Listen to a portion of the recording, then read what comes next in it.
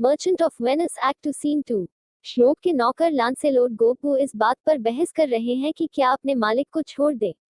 खुद से डरते हुए वह कल्पना करता है कि एक उग्र उसे भागने का आग्रह कर रहा है, जबकि उसकी अंतरात्मा उसे रहने के लिए निर्देश देती है। लॉन्सलेट खुद को एक विचित्रता में पाता है। वह अपने मालिक के साथ रहने के लिए बाध्य महसूस करता है, फिर भी वह सोचता है कि एक यहूदी की सेवा करना जारी रखना सही नहीं होगा, जिसे वह बहुत शैतान अवतार मानता है।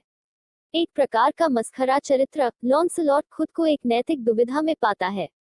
एक ओर उसके पास अपना विवेक है, जो उसे उसके गुरु शीलॉक के आज्ञाकारिता की ओर धकेलता है।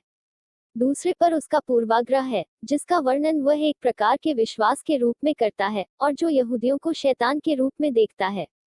लॉन्सलेट ने अपने पिता अंधे ओल्ड गोबो के प्रकट होने पर शीलॉक को छोड़ने का संकल्प लिया है। गोबो ने लाउंसेलोट से पूछा कि क्या वह शीलॉक के घर का रास्ता जानता है।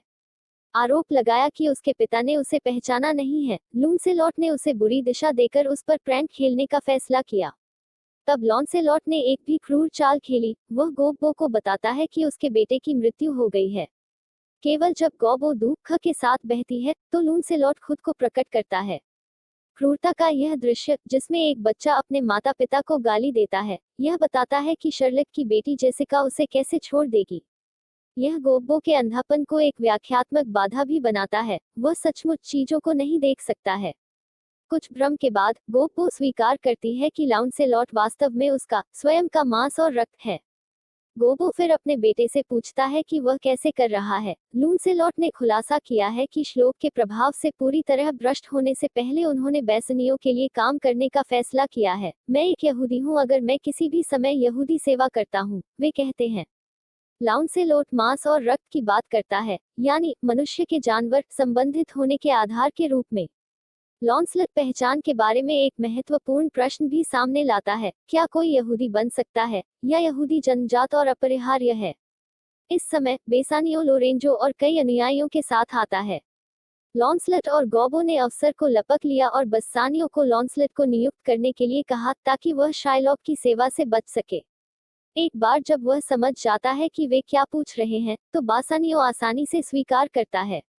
भागते हुए लॉन्सेलोट ने बासानियो को आश्वासन दिया कि वह एक आंख की जगमगाहट में यहूदी की छुट्टी ले लेगा और शीलॉक को विदाई भी नहीं कहेगा।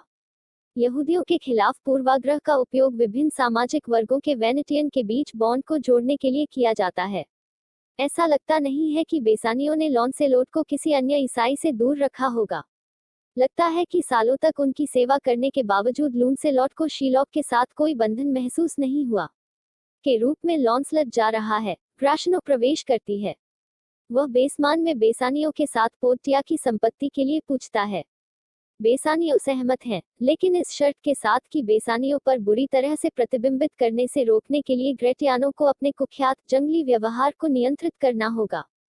ग्रेटियानो ने अपने दोस्त को चिढ़ाते हुए कहा कि वह शांत आदत पर और कसम खाता है, लेकिन अब और फिर होगा। ग्रातियानो कहता है कि उसे लोरेंजो को देखना होगा, लेकिन वह बेसानियों के घर पर रात का खाना खाएगा। ग्रातियानो में जानवर शब्द जंगली को लागू करने से, जब ज्यादातर जानवरों को गालियां शाइलॉक पर निर्देशित की जाती हैं, तो शेक्सपियर वेनेशियन और यहूदियों के बीच अंतर को बताता है। यह कि बेसानियो अपने साथी के बुरे व्यवहार के बावजूद ग्रेटियानो को एक साथी के रूप में लेने के लिए तैयार है, वेनिस के ईसाइयों के सामाजिक बंधन की ताकत को दर्शाता है।